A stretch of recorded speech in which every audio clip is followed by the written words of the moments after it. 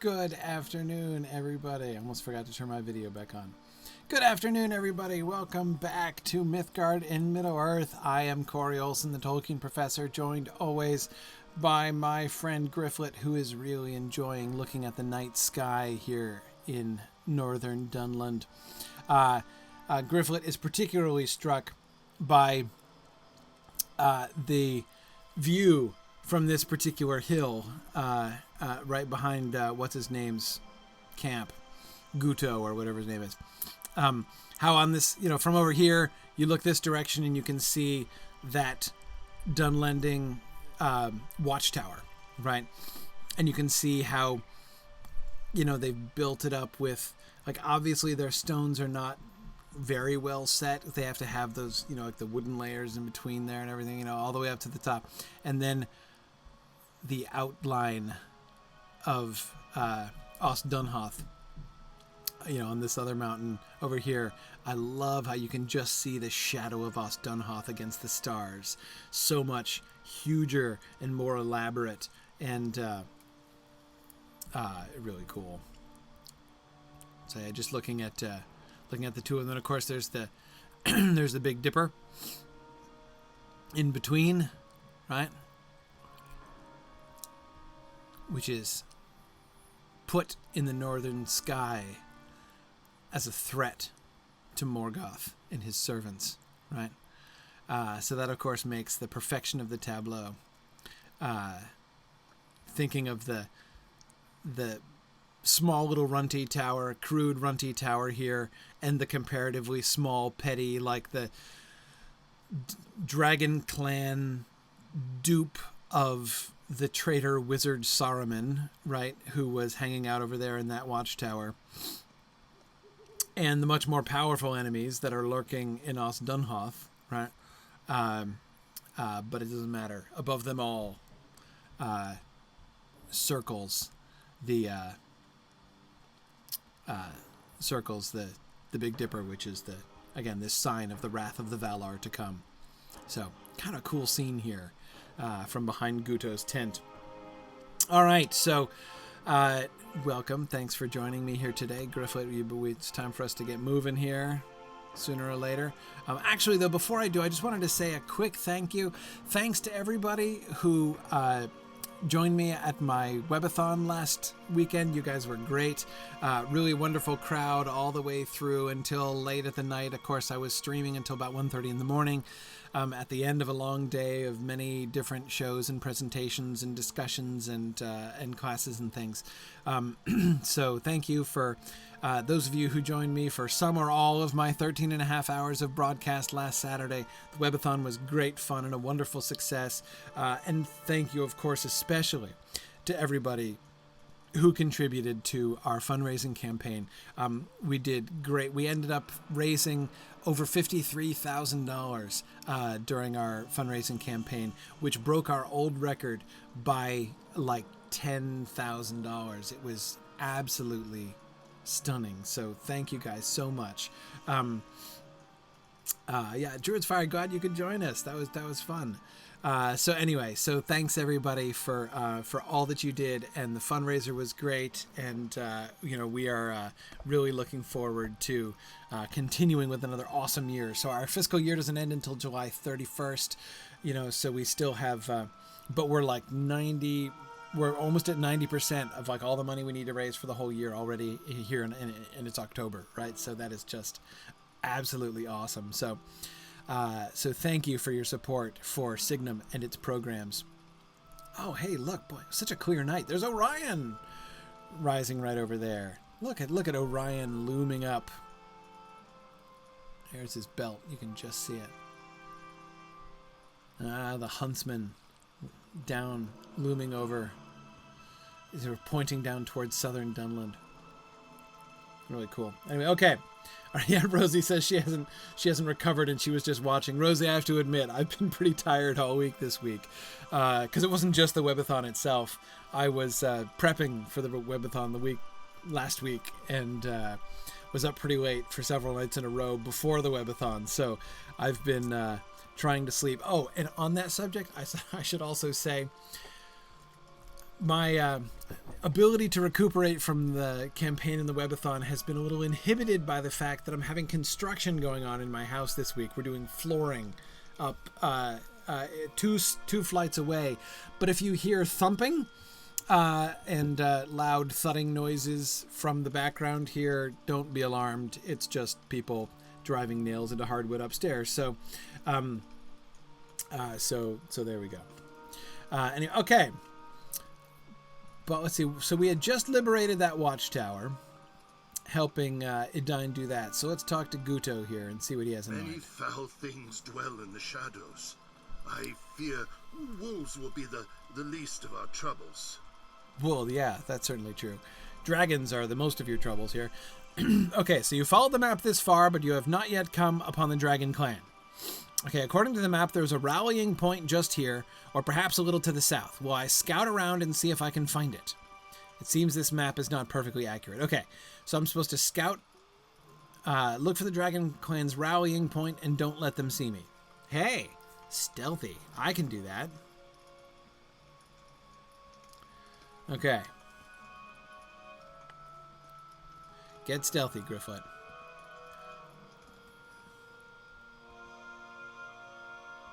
Here we go. Oh, no, that's a bunch of raspberries. Not aggressive. That's an ox, also not aggressive. There's a scout there. So let's, even though we're sneaking, let's give him a wide berth there. And here's Grifflet. Barely a rustle in the grasses as he goes through.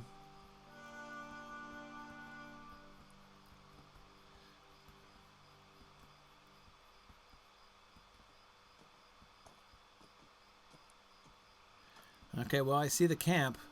What am I supposed to get to? That banner down there, presumably?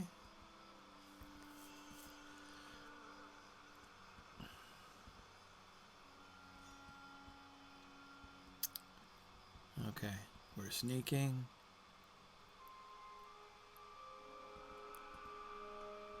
Aha, I thought this spot might have an adequate view. Do I see anything? I don't... Oh, yeah. Yeah, there's a camp. Yes, Isengard and the Dragon Clan are working together. What a shock that is! Look, after what we saw up in Enedwythe, that seemed kind of a foregone conclusion. But that's all right. Okay. Where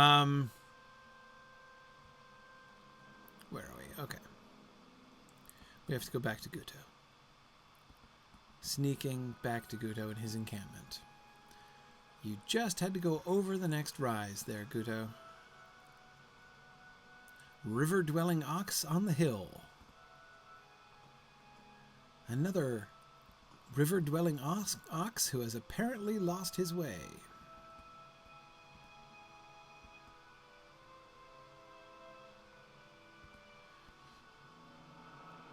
Okay.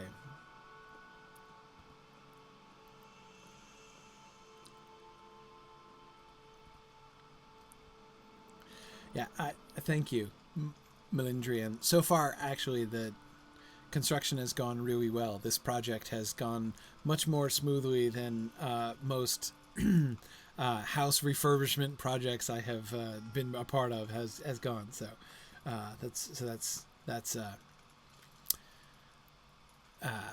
it's been cool. Okay. Half orcs from Isengard. Yep. Mixing with the Dragon Clan. That's right. And here you thought the Dragluth were just looking to skirmish over lands and riches. No. This is a war of domination. They're trying to impress you into the armies of Saruman. Yeah. Oh. Shoes of the Learned Stag? I'm not tempted. Spearman's Faded Cloak. Yes. No. Oh, it's might-based. Darn it. Agility, fate, and critical rating. Tempting. I don't know how much +2 stealth level actually is, but... Okay.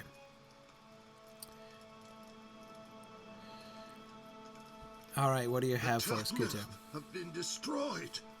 I pray to the Uruk-Wirad that we will not be next. The Dragon Clan killed my father, and you are more than ready to believe they have attacked Troomdrang for no better reason than their own menace. But they are being driven by a force larger than themselves. What does the White Hand have to do with it? I can tell you all about that. Collect emblems of the White Hand from the Dragon Clansmen. They should be ashamed for attacking their own people. Oh, what? Just to like shame them? Okay. All right, I can do that. Okay. Many foul things dwell in the shadows. We're sorely outnumbered, Wolves but you have an will be idea. the least of our troubles. Spoil their food stores, which will make them sick. Sick enemies are not very good at fighting. Hey, that's pretty cunning, Guto. Much better than a frontal assault, just the two of us. Hasten to the encampment and find a way to spoil the stores of food within. They will eat, they will weaken, and we will drive them out of Troomdrang. Okay, all right. Cunning plan, Guto. I will make like Rabscuttle, and I will go in and spoil the food. Sorry. Obscure Watership Down reference. Okay. Yeah. All right. So do these individual scouts have... No, they don't. I gotta go down and... Fine. Let's stealth up then and sneak in.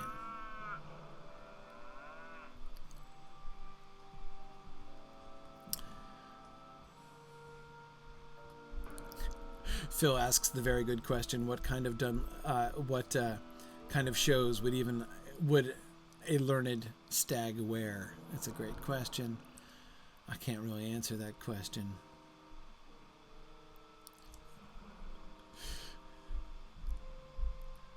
Okay.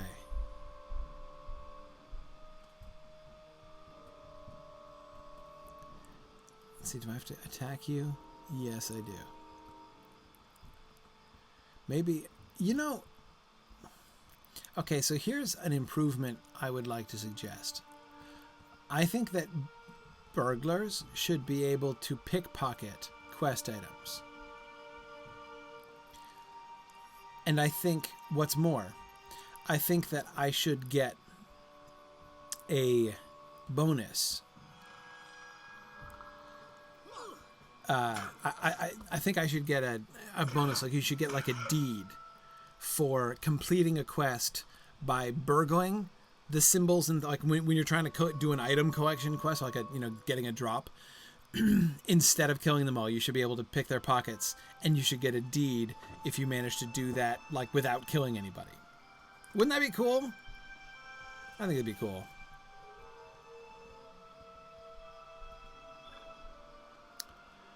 Okay. Oh, hey.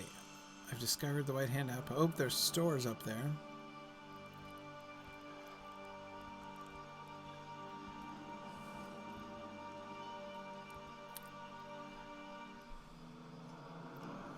Okay.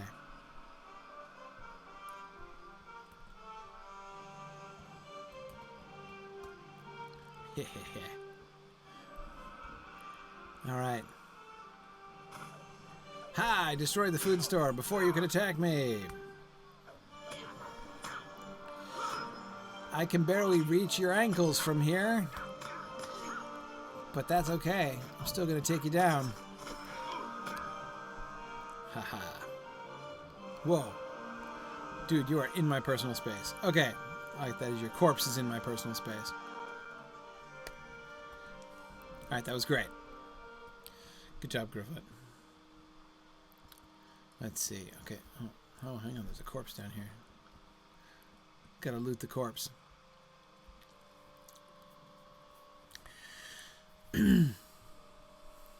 So my sons received Halloween cards from my mother-in-law yesterday. And when they did, Matthias is like, loot the cards! It's like, don't forget to loot the cards! I was like, that's... Yes. Oh, man, he interrupted me.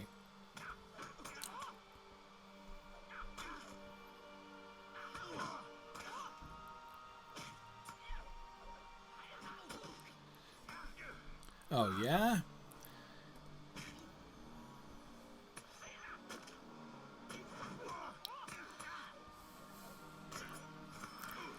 You are no match for Grifflet. Ack. I love it when they say ack.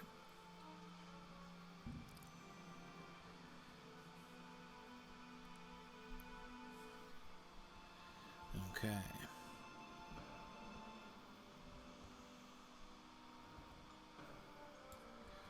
I still have not managed to successfully pick a Dunlending pocket here.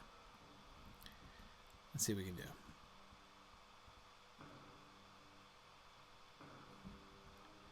Oh man, I'm 0 for 2 today. Grifflet is off his game.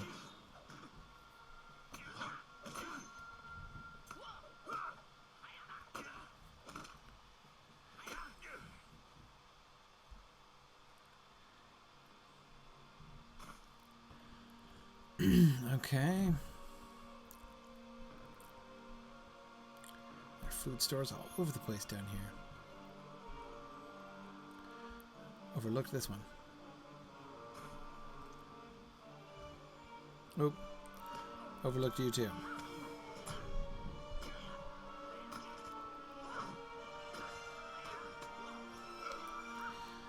Okay. 6 symbols of the white hand. 5 food stores spoiled.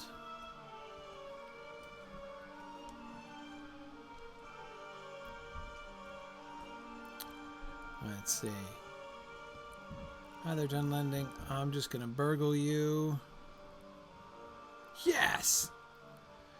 Got a potion. Celebrand salve. Not the most useful thing. Not quite as cool as stealing his pants, especially when he's not wearing any pants. But, you know, still reasonably cool. Alright. There we go. Moving stealthily.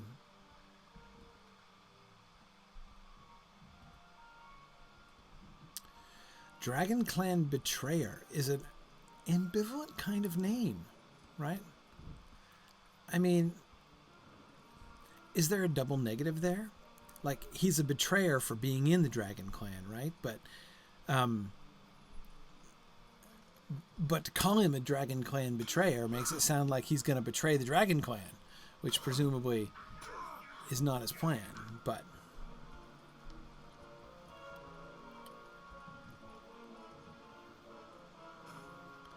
Alright, pretty soon I'll be able to go back and report to the surprisingly devious Guto.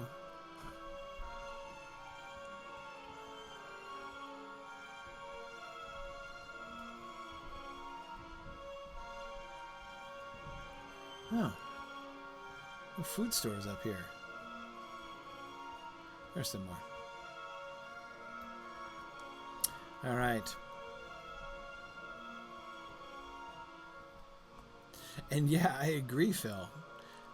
The Dragon Clan would be in some trouble if all those dudes betrayed it at once.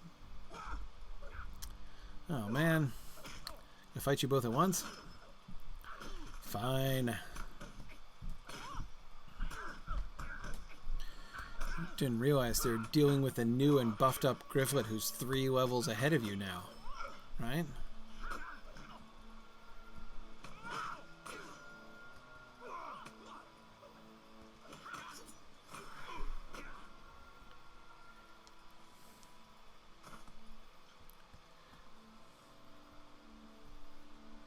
Okay, let's see. More food stores.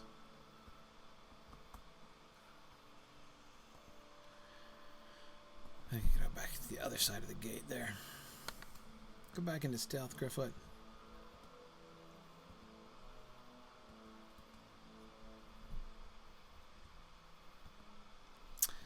Okay.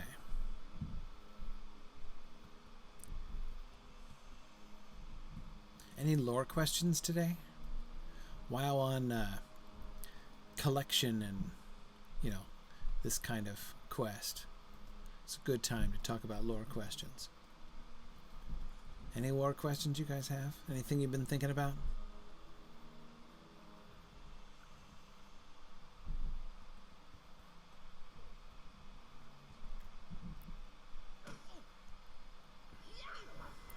We just had a fun time in the Silmarillion Film Project right before this session, thinking about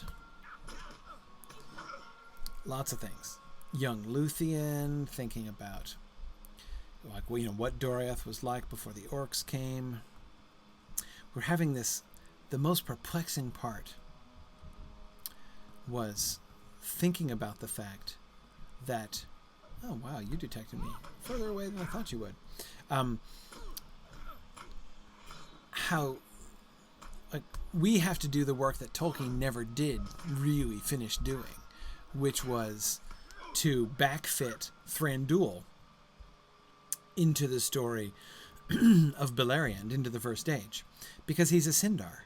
So Orifer, his father, and Thranduil have to be in some way connected with Doriath, because they were there. I mean, he had to be. So, like, where was he? When do we bring him in? Who's he connected to and related to? All right, Griffith, you're done. Good job. Sneak back to Guto.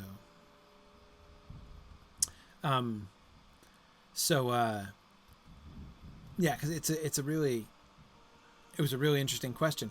And so we were thinking about, so there's another character, Nimloth, who is important because she's like related to Celeborn probably, but she's also she's the mother of, or no, she's the mother of Elwing. She's the grandmother of Elrond. She is the wife of Dior Thingolzair. So we were kind of thinking, all right, how do we want to bring her and her parentage in? Because her father is named, but he doesn't do anything else. And so I was like, could we conflate him with another character? Do we need another character there? So we had talked about actually making Nimloth, the mother of Elwing, related to Orifer. The suggestion was made, make her Thranduil's sister, make her Orifer's daughter. And I was like, okay, that's interesting. So Thranduil, fine, is her sister. She's his sister.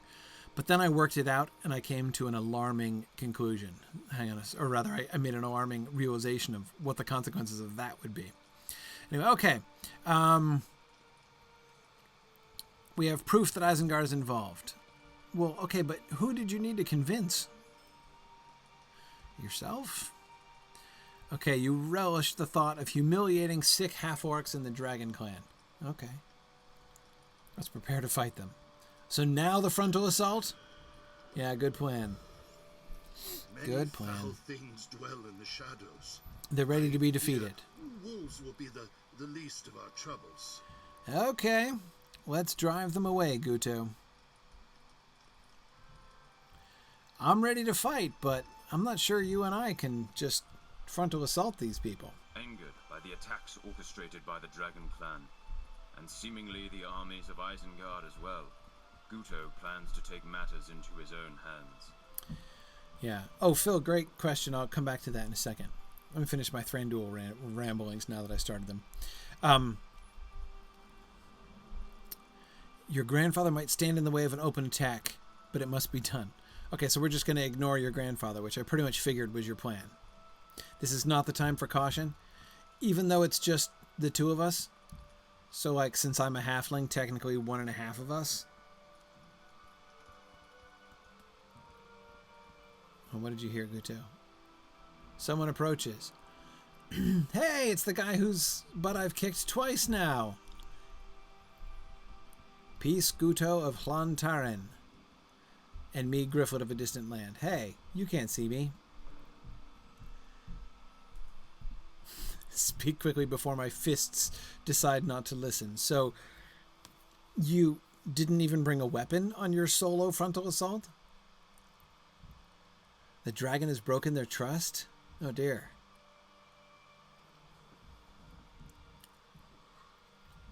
So the Dragon Clan is kind of going rogue.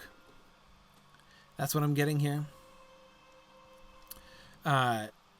Yes, so Isengard is all about the recruiting, and the Dragon Clan has devised their own violent invasion. Oh, and he stabs him to death. Right. Yeah. So the Dragon Clan is taking the opportunity. So we see cross purposes there between the Dragon Clan and Isengard. I get it. Right. They violated your trust. Okay. Okay. But the old enmity. Goodness, these I can't even read these. The old enmity between that clan and yours was too strong. Mission of friendship. Oh, Saruman seeks war with the Horse Lords. Right. Hey, Guto, don't listen. The Horse Lords are actually kind of nice. Oops, yeah, I thought you might be enthusiastic about revenge. Don't listen, Guto. It's not as attractive as it sounds. You don't want this, Guto. You can't trust this dude.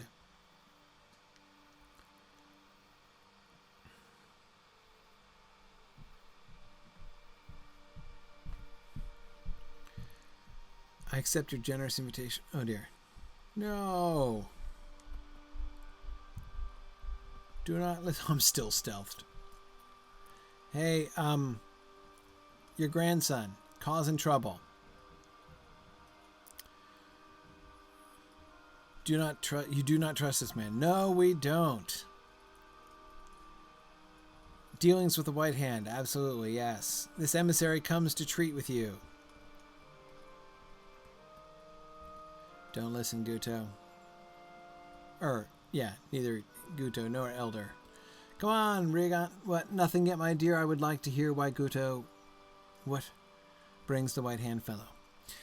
See, well, you notice how the whole revenge against the Horse Lords things picked up on the celebration that they did, right? The ceremony. Which would seem to be kind of bringing the two of them together, right? Guto and Riegon. I don't see a man, only an orc. Come with a message of peace. The attacks on Trumdrang by the Dragon Clan were a terrible misunderstanding, but I have seen to it that they will trouble you no more. Okay. He slew the Dragon Clan chieftain for his crime right before my eyes. Don't buy it, Elder! Just Devodiad? Don't join with the White Hand! No!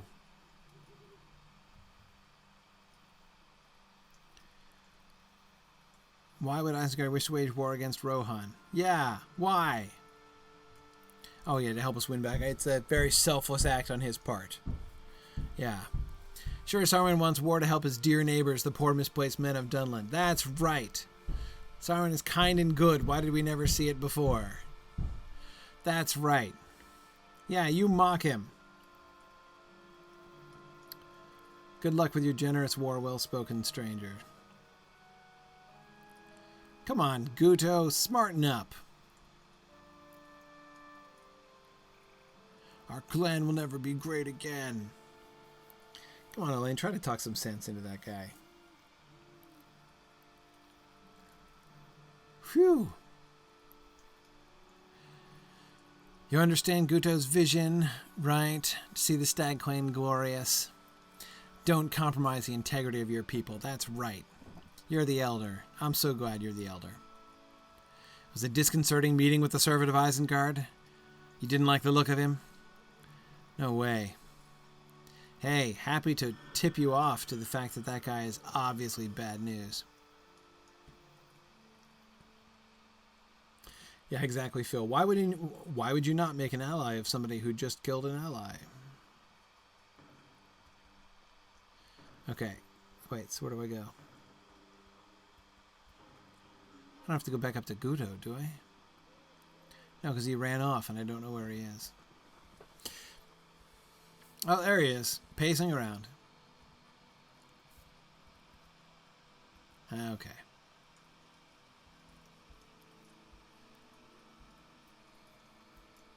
The old woman of the mountain says we should. Elaine will find Guto and bring him back. He's right down the hill, actually, so he's fine. He's back in town. But at the moment, I am more worried about that emissary. Track him and warn us if you see signs of retribution for our insult. We can escape to the hills if we have warning. That man did not speak of war against us, and I cannot see what they would gain from it, but I'm worried. All right. I will track him to make sure he's not causing trouble. All right, I'll do that. Okay.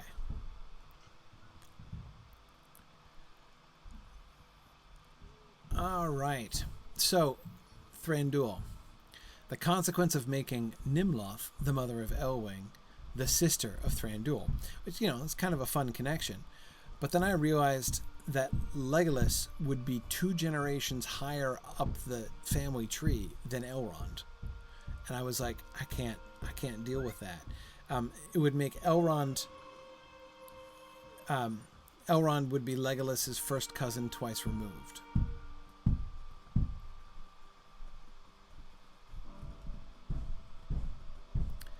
Let's see, where did he go? Where am I going? I don't even know. To the Watchtower? So yeah, I'm like, nah, we can't have Legolas be 2 generations higher up the family tree than Elrond. That's not okay. Even making them that close akin would be tricky. So Phil, she could be a sister to Orifer instead. That would move them closer, but even then, I don't know. I was, I think we didn't ultimately decide. We did decide we wanted to bring Orifer and Thranduil in much later in the Doriath story, so we're going to bring in Orifer. He's not going to be like sort of the first generation of Doriath, you know, supporters of Thingol. You know, we're going to focus on Mablung and Dairong and Beleg and Celeborn at the beginning. Celeborn is with him, of course. So we're going to focus on them at the beginning, but of course, Beleg is going to die, and Dairong is going to be lost. So we'll be down to only Mablung and Celeborn rather is going to move away with Galadriel. So it's going to be down by the time we get to the Nauglamir, by the time the Silmaril comes to Doriath, we're going to have only Mablung with Thingol and Melian still, of course. So that's when we're going to bring Orifer in as like the younger, new advisor to the king. And Thranduil is just going to be, he's going to be like a kid. He'll be there, but he'll be a child when they leave, when they flee at the destruction of Doriath, the final ruin of Doriath. And then Orifer will then be like the primary advisor to Dior when Dior is ruling in Doriath.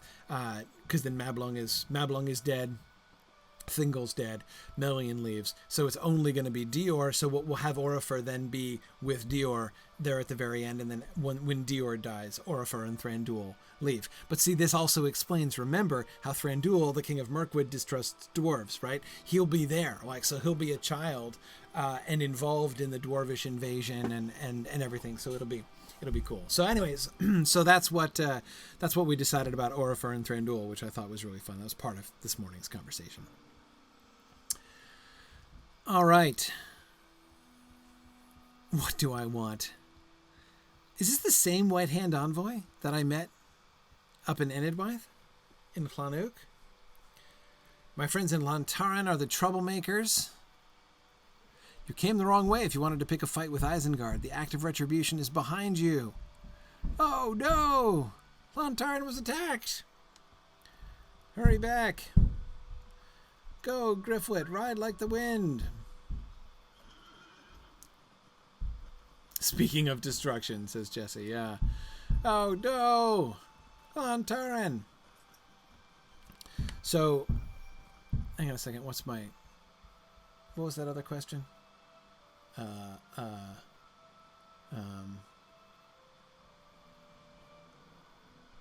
Oh yeah. The Elfin Man pairings. Yes. Okay, Phil. Thank you. All right. So Phil Boswell is asking, if there are only ever 3 pairings of elves and men, what about Dol Amroth, right? What about Imrahil's ancestor, and the people of Nimrodel? So okay. The enumeration of elf human crossovers happen, they kind of increase as time goes on. in Tolkien's writing, I mean. Oh no, it's on fire. The bushes are on fire. They set fire to the bushes. And some of the houses also. Oh man. Are they all dead? No. Oh, he's unhappy. Well, the Forge Master and Relic Master are still there. Oh man, we got some corpses over here. Sorry for the thumping. Eline! Even the Ukhluth have need of help on I cannot believe those fiends crept in here in that short time when you were chasing Guto. Okay, help with the wounded. Stop the bloodshed. Okay.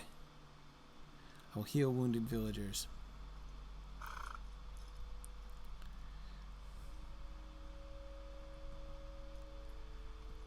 We can do this. Guto. Oh no! The elder is dead. Guto is looking very crestfallen. Oh man. The Turkluth have been destroyed. So many Pray dead. to Uruk-Wirad that we will not be All because we next. were not here for the one moment they needed us most. Okay, so I mean to bury the dead. Okay, and... The old woman of the mountain says we should not trust Devodiad. okay, the village burns. You're the chief, but you can't do it alone. Okay, so help you put out the fires. Okay.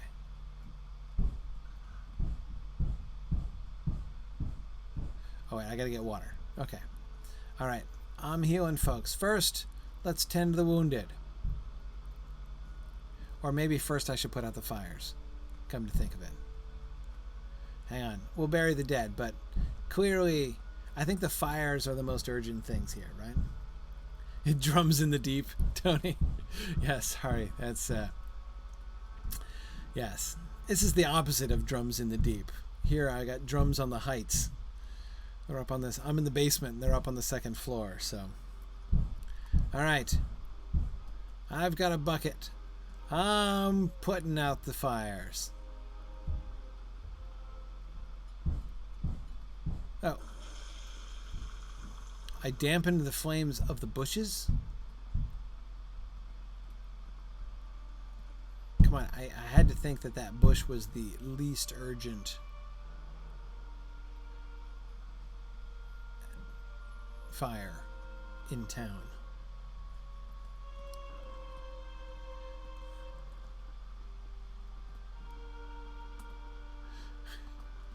Oh, I'm hearing the drums from the deep. Okay, that makes sense.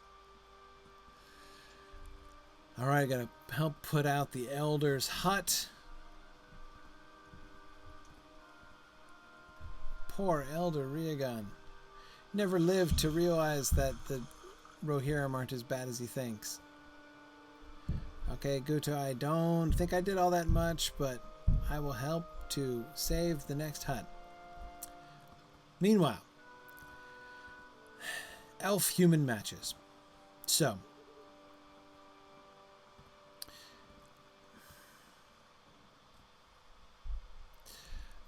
the more Tolkien writes, the more these proliferate.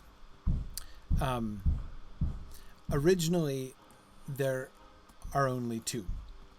And of course, as you can notice in the Silmarillion, when they happen, they are extremely portentous. Like it is a heavy doom that lies upon the people involved, right? Whether it is Beren making his way through the girdle of Melian, or whether, oh, hang on, I'm right here. I just better heal this person. Well, I don't want to, like, hi, I see you wounded. I'm just going to walk away, though. Okay. So, oops. Meant to hit spacebar. Hit C instead. Again, it's high destiny, right? It's a really, really big deal. Beren and Luthien first, Tuor and Idril as well. Well, really, Tuor and Idril actually was first. Did you know that? That's the original. Tuor and Idril are the original elf-human coupling. Beren and Luthien, because originally when in the Book of Lost Tales, so in the Book of Lost Tales, Tuor and Idril are, human elf, and Eärendil is the great hero who is the who is the hero who is born of their relationship and stuff.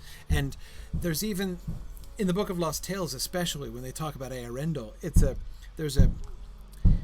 the language about that is downright messianic, about the coming of Eärendil and like the destined, child who will come to deliver the people. I mean, Eärendil's a really big deal.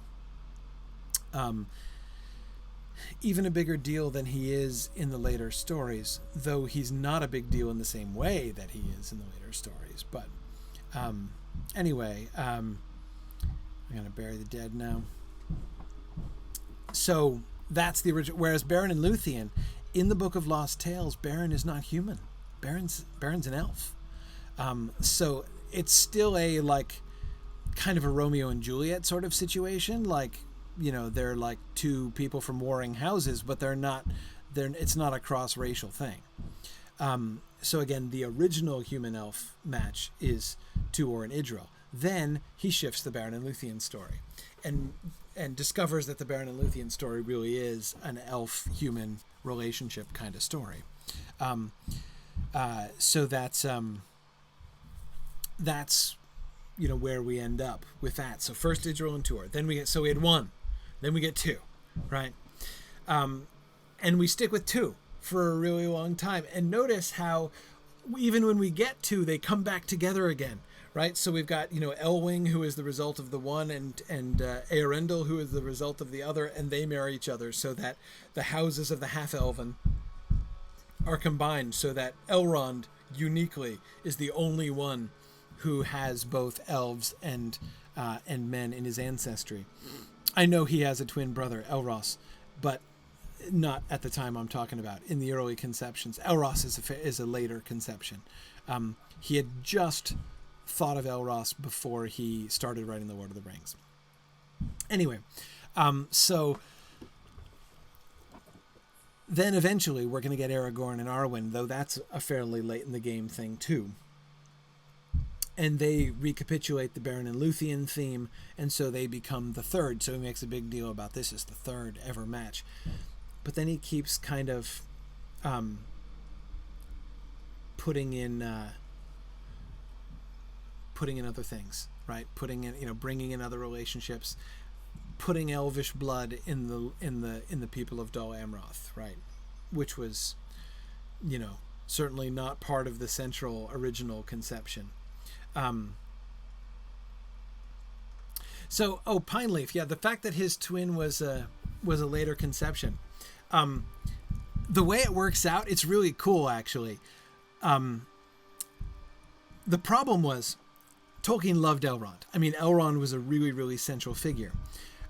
So originally, Elrond's role was really simple, right? He is like the culmination, like all of the bloodlines and storylines of the whole First Age lead to Elrond, and he stays in Middle-earth. So he is like the transition. He is the turning point. He is the link between the ancient days and the modern era, right? So all of the elves that that stay in Middle-earth and eventually will fade and diminish, they're all kind of like under Elrond, right? But he is the last legacy of the Elder Days into the, and again, he's related to like everybody, right?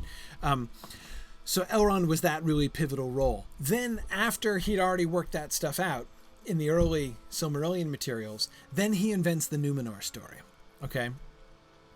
And he really wanted Elrond to be the first king of Numenor. He wanted Elrond to go, because Elrond is related to them too. So he wanted Elrond to be the one to take them off to the island of Numenor and be the first king of Numenor, right? The righteous first king of Numenor who goes. So so there are some versions of the Numenor story early on when he makes Elrond into the first king of Numenor. But there are stories at the same time where he still has Elrond back in Middle-earth as the leader of the elves who remained from the First Age. So he really wants Elrond to do both jobs. So what does he do? He literally clones him, right? So he gives him a twin so that he can actually have his cake and eat it too. He can have like, Elrond Mark 1, who stays in Middle-earth, and Elrond Mark 2, who goes to Numenor and becomes the first king. So it's actually really fun how he sort of solves that. So Elros is the solution to that problem, which enables Tolkien to have it both ways. It's really neat. Yeah. Okay, all right, let me finish these here. Requires us to give welcome to the Alas for Hlantarin and the elder, I know. What are we to do? I will help you get back on your feet. This is terrible.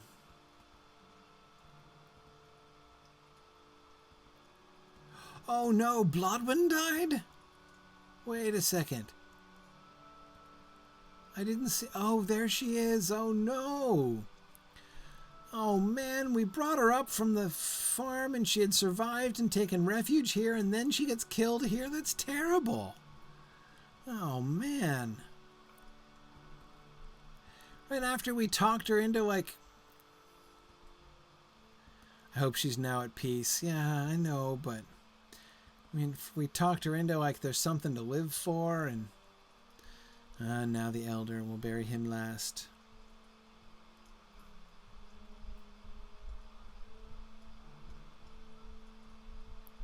Hopefully his wisdom and goodness will survive in his clan. Okay, there's a very chastened-looking Guto.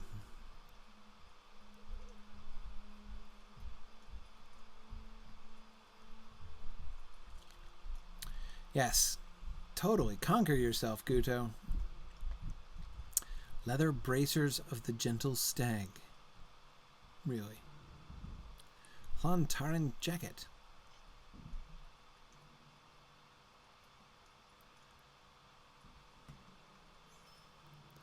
Okay.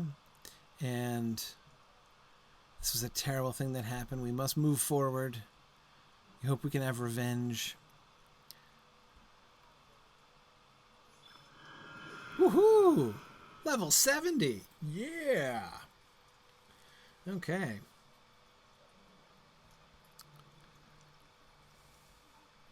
Oh, yeah. No thanks on the Fall Festival. Woohoo! Level 70. Wow, who'd have thought little Grifflet made it all the way up to level 70? Wow. That's a landmark, that is. Pretty soon Grifflet is going to be like on a war steed. Okay, not very soon because he's got a lot of Dunland to go through. But wow. Wow, that's something.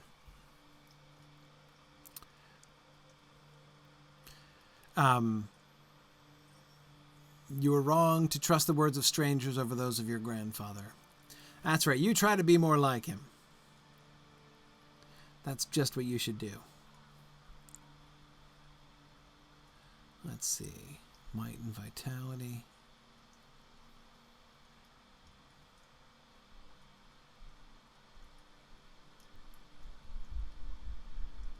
Carefully inscribed wristband. Okay.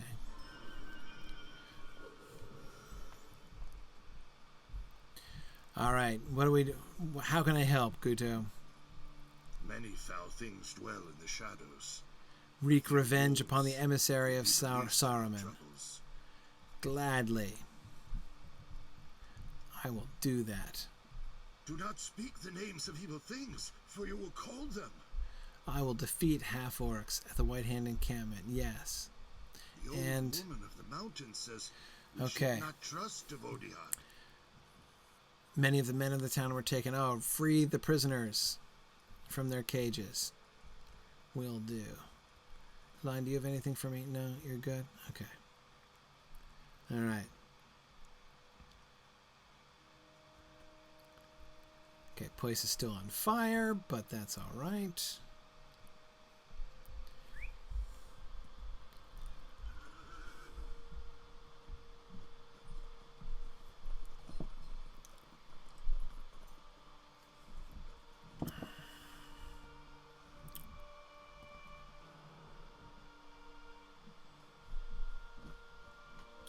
Okay.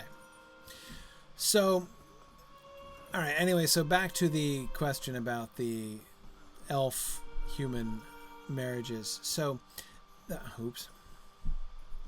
They did grow more numerous over time. But the point is not just about their growing more numerous.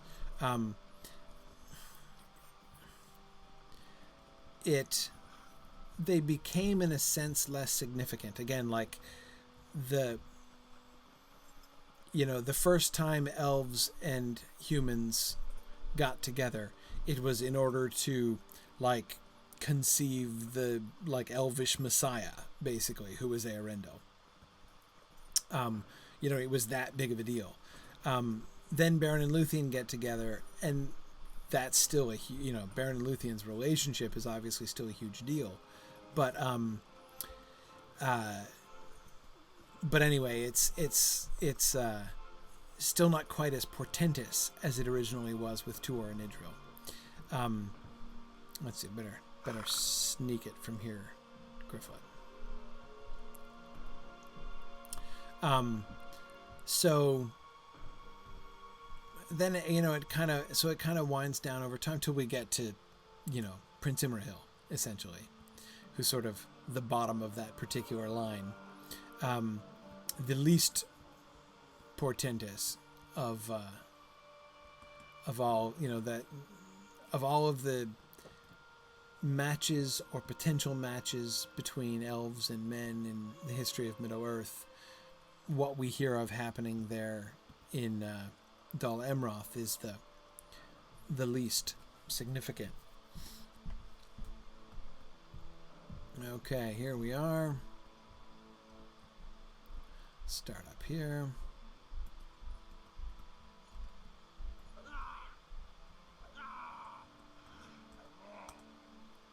Oh, come on, man. How many of them are there? I'm trying to scroll through them. So, in the text, it retains the enumeration, right? Saying that Aragorn and Arwen are the third of the matches. And that's, in the end, the way that it grows, that's kind of misleading, right? When that was written, it was literally true. Like, there had only been two others ever. But as that changes over time, it's like you have to count differently, right? It's like, well, there were some others, but there were only two, like, really big ones. Like, there are only two that were super important. And, that's okay. That works well enough, but... Oh, man, I was just about to burgle you.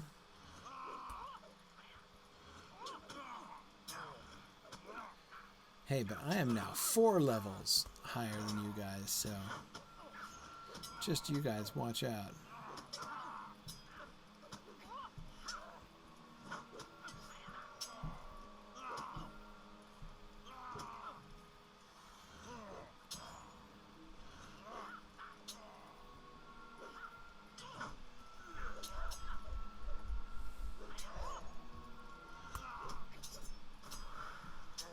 Nice.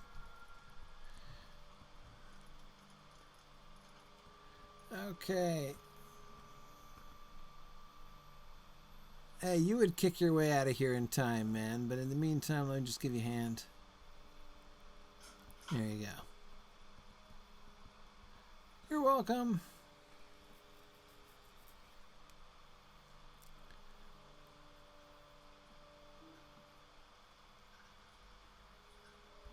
Wait. Why am I going to leave his money behind? That doesn't make any sense. Okay. Now let's leave behind the only thing that doesn't clog up my inventory.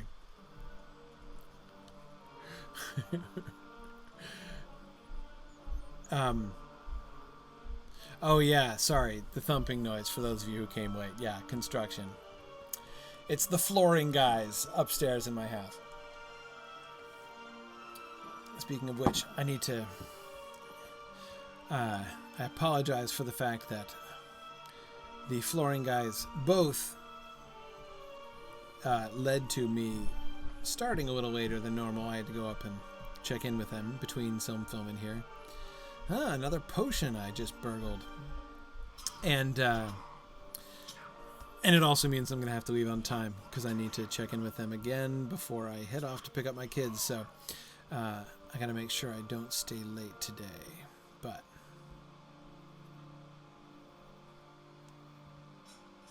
okay. Saruman will rue the day he took me prisoner. That's the spirit. Oh, I was just about to stealth myself too. Oh, I hate it when the prisoners regen. So depressing. I just let you out, man. Be free.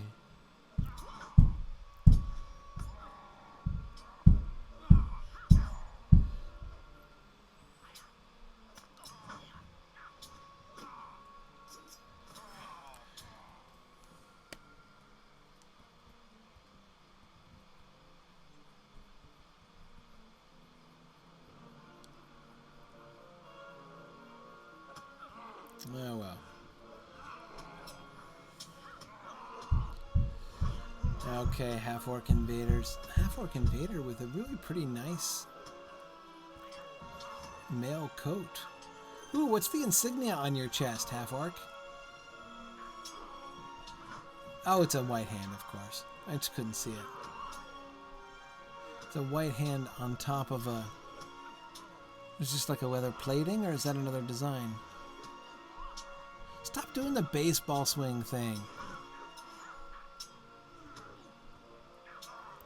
Sorry, I should stop looking and instead just get to killing him, I suppose.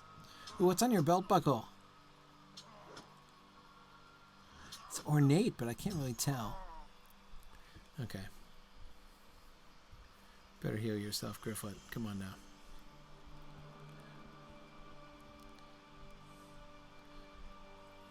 Don't get so distracted by the cosmetics of the bad guys that you...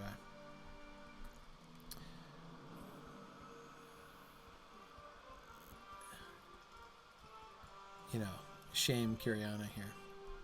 All right.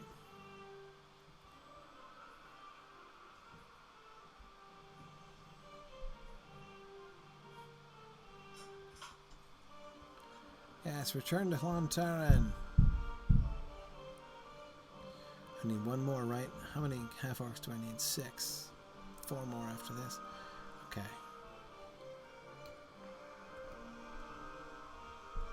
Alright, we're sneaking. We're gonna burgle the Weeder. Oh. Lame.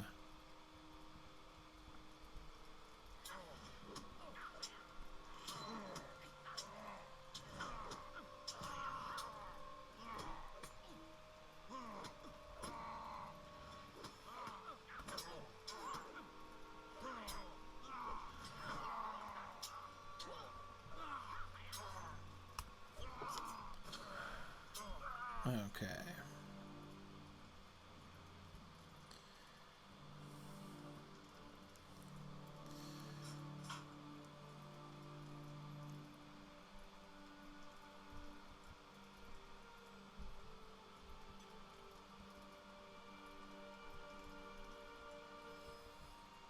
All right. That's all the prisoners. Oh, no, wait, I gotta find the emissary. Find the emissary. Sorry, when I said that phrase, I couldn't help but think of Deep Space Nine, which I just finished, by the way.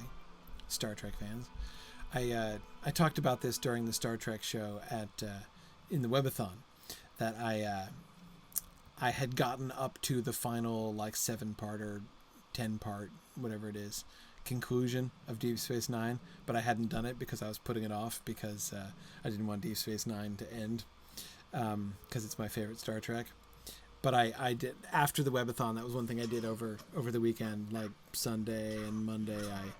I rewarded myself with watching through the end of Deep Space Nine. So I have officially finished Deep Space Nine. Babylon 5 Anarwin, that is on my list. That is on the short list of where I will go after I finish Trek. I'm watching Voyager now. I'm in Voyager Season 5.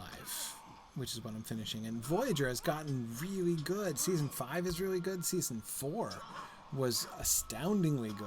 I was not a Voyager fan, but Season 4 was really, really excellent. And Season 5 has been really good so far, too.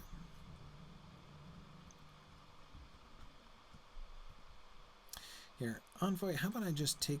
No. Oh, wait, you do the Envoy. You're... Is the Envoy the same thing as the Emissary? Stop pacing. Yes, you are. Okay. First, I'm going to burgle you.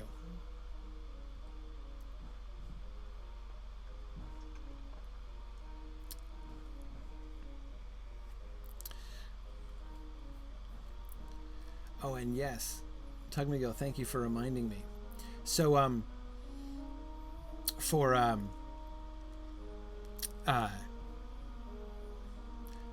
Star Trek fans, so guess what?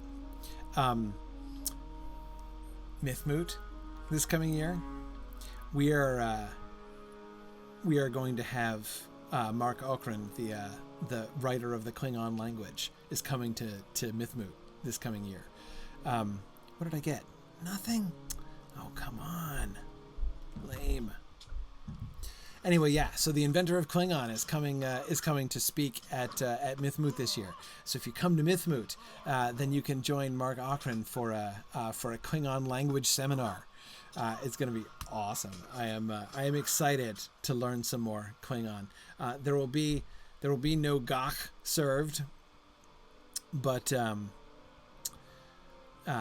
anyway, it's still going to be awesome. I'm excited.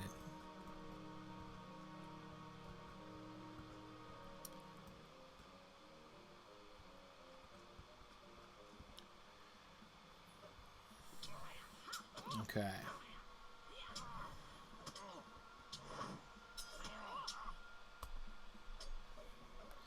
And that's all 15. Stealth from here, Grifflet.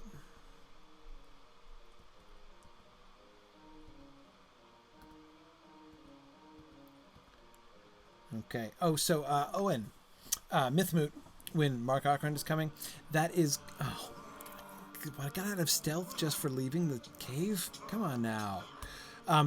It's going to be in June in Leesburg, Virginia. So this is our big annual event. I've been doing a bunch of regional events. We've been starting those this year. I've been really excited about that. But we still every year have our big annual event, which is our big international event. And that is towards the end of June. So the dates for Mythmoot this year are June 21st through 24th. So it's a 4-day conference. It starts on Thursday night and goes through Sunday afternoon. So Mythmoot is our big conference of the year, June 21st to 24th, and it's in Leesburg, Virginia, right outside of Washington D.C. basically. I hope that I know some of you were able to join us there last year, which was a great time, and I'm looking forward to some more fun times next year. And in the meantime, as I say, there are let's see, I think I can avoid them on horseback from here. We're doing a bunch of regional events as well, and we have, most importantly, I wanted to emphasize our next one, which is already scheduled and coming up, is TexMoot. We're having TexMoot down in Fort Worth, and that's going to be in January. It's a one-day conference, January 13th. So it's these regional conferences. They're all one-day conferences, so they're short, and they're short and they're inexpensive. So, like, if you live in the region, you can do this for. You can do this for almost no money. It's like the whole day event in Texas costs $30, and that counts lunch. So you're there for the whole conference, including your lunch, for $30, and it's just going to be a great day. So we're going to be in TexMoot. Now, if you would be interested in presenting a paper or leading a discussion at TextMoot, you can submit a proposal. We have a call for papers out. Just go to textmoot.org, texmoot.org, and you can find out more about TextMoot. So that's in January 13th. Our next scheduled regional events. I am really excited about building more regional events. And I will say, I know there are several Europeans listening here today. We have begun to have some serious conversations about a UK event, actually, about a London-based moot, which would be really fun. So we'll see. No promises yet. We're still working on it, but conversations are definitely happening. Okay, set people free. Yep, I'm happy to help. Let's see. Stag Clan's Sage's Loop. No. Soothsayer's Ring? Ooh. That sounds cool. Okay. I want a Soothsayer's Ring. And killed a bunch of half-orcs. And your grandfather is avenged. Absolutely.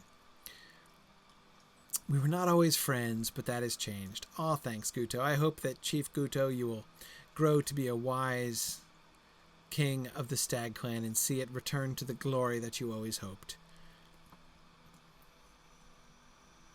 Oh, you want to come to the yearly festival? Okay, so you're going to keep the yearly festival going. That's kind of good in its way, though. And you're going to add a symbol of the great burglar who hailed from a faraway land to help our people in a time of great need. So what's that going to be? You're going to have, like, the crown, the horsetail, the spear, and what? Like, the rasher of bacon, or the pipe. What shall be the symbol of the burglar who came from far away? I don't know, the hat of the... Ooh, shoulder guards. Yeah.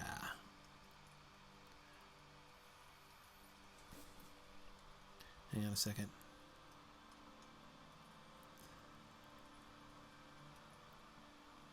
Can't really see them.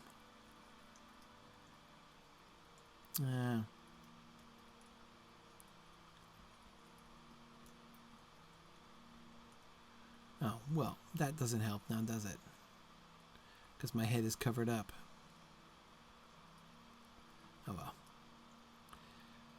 Let's go with the shoulder guards.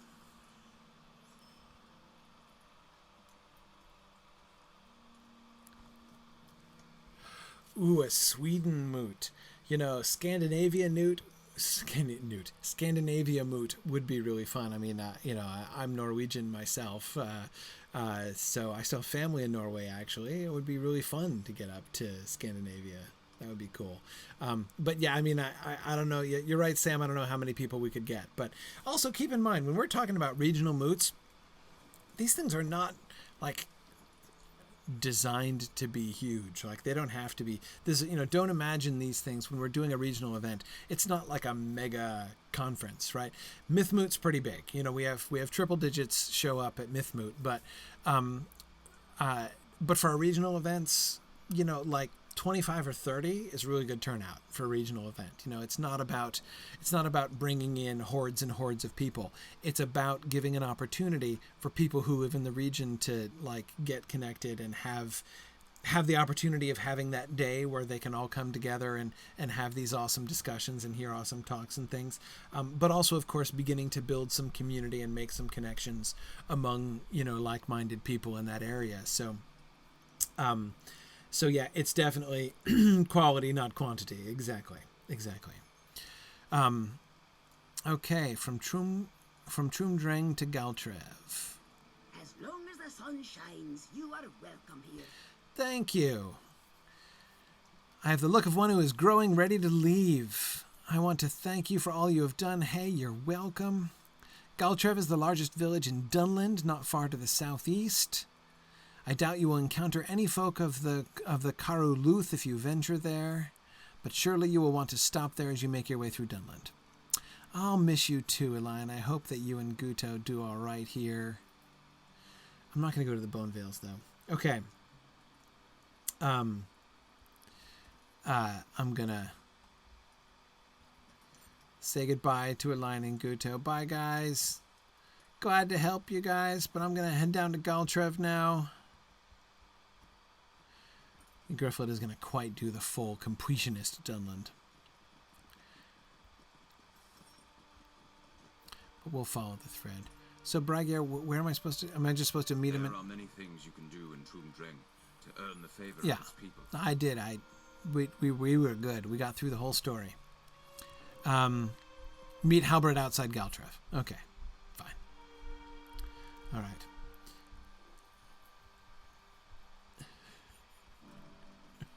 We're getting one last round of deer puns in before we leave the Stag Clan here on the stream. Okay, all right. I think I'm going to stop here because we will head off. Of course, I'm pointed the wrong way. Anyway, we need to head down over there to go down to Galtrev. There we are. All right. So we will pick up and head down to Galtrev next time. What's next week? 27th. Okay, I'll be here. So I will look forward to seeing you guys again next week as we go down to Galtrev and continue the adventures down here in Dunland. Thanks for your conversations here today, for your questions and discussion, and I look forward to talking to you guys again next week. Thanks, everybody. Bye now.